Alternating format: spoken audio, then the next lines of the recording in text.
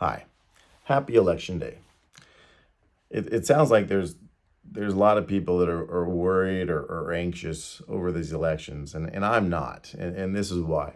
Because God is on the throne. God is sovereign. And many pastors and politicians are telling us that this is the most critical election of our time. Maybe. But they've literally been saying that about every election for the last 4 or 5 decades. And yeah, there might be some significant changes depending on who gets in office post election, maybe some more serious than ever before. But it doesn't really matter who gets elected. Our hope is not in the president. Our hope is not in the government. Our hope is not in America. Our hope is in Jesus Christ.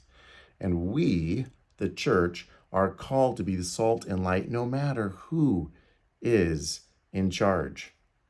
No matter if we live in a country that is sympathetic to the church or is hostile to the church, we have a job to do, to be salt and light, to share the good news of Jesus Christ. And it's interesting, in America, our government reflects the people. It reflects our culture because we elect the officials. So the fact that we have the two candidates that we do have in this election tells me we, the church, are not doing a very good job. We need to do better.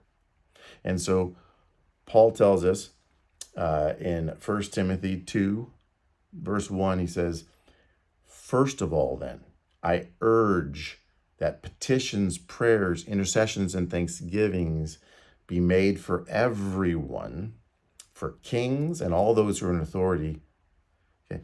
We need to be on our knees, not so that we can have a great America, not so that we can have this Christian nation. God, that might happen, but we might be living in a Babylon, a secular world that is antithetical and hostile to Christians. Whatever culture we live in, we need to be praying for our leaders. We need to be praying for the church leaders, our pastors. We need to be praying for our presidents and governors and all those in authority over us. So after this election, if Trump wins, we need to be praying for Trump.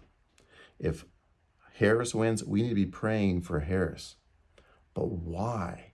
It's so that the good news of Jesus Christ can be made known.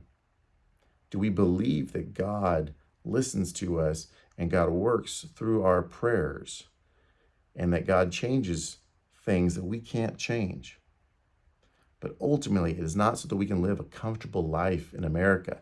It's so that the gospel can go forth, so that people can be set free from their sins and be made in a right relationship with their Creator. So,